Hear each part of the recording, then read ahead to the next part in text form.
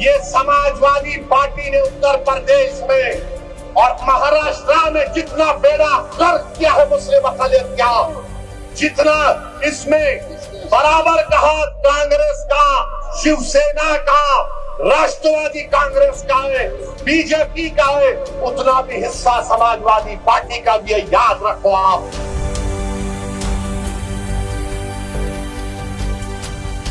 जब भारत की पार्लियामेंट में वंदे मातरम पर बहस हो रही थी तो किसने भारत की पार्लियामेंट में खड़े होकर भारत के संविधान का हवाला देकर कहा था? मैंने कहा था कि भारत का जो आईन है, प्रियम्बल है, वो शुरू होता वी द पीपल के नाम से, भारत माता के नाम से शुरू नहीं होता। वो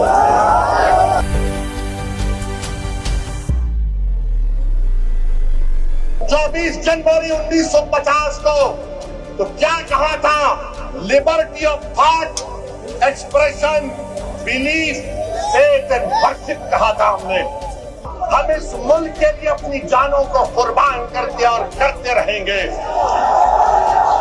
मगर हमने कहा कि हम सिर्फ अल्लाह की इबादत करने वाले हैं।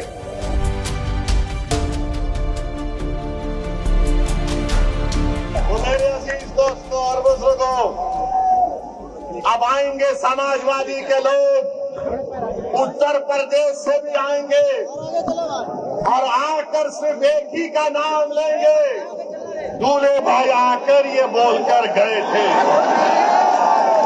तो इनको पूछो, अगर समाजवादी पार्टी के तरफ से कोई एमपी आएगा तो एमपी से पूछो, जब भारत की पार्लियामेंट में वंदे मातरम पर बहस हो रही थी तो किसने भारत की पार्लियामेंट में खड़े होकर भारत के संविधान का हवाला देकर कहा था?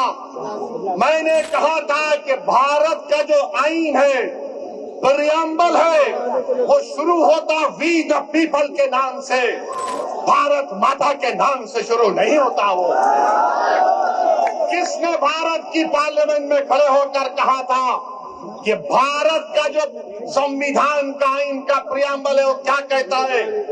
जिस वक्त संविधान को अपना रहे थे 24 जनवरी 1950 को तो क्या कहा था? Liberty of thought, expression, belief, faith and worship कहा था हमने।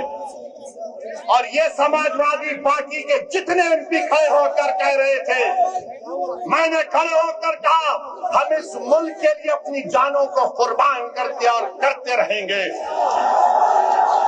मगर हमने कहा कि हम सिर्फ अल्लाह की इबादत करने वाले हैं। हम अपनी माँ से बेइंतहा मोहब्बत करते। मेरी माँ खुदा नहीं है, मेरा खुदा वो है जो जमीन और आसमान का खालिक है। मेरी बात का यकीन मत करो, उठाकर सुन लो यूट्यूब पर जितने समाजवादी पार्टी के एमपी तकरीर किए। मैंने कहा था इय्याका नाबुदु व इय्याका नस्तईन। तुमने क्या कहा था बताओ? भारत का संविधान मुझे इस बात की इजाजत देता है।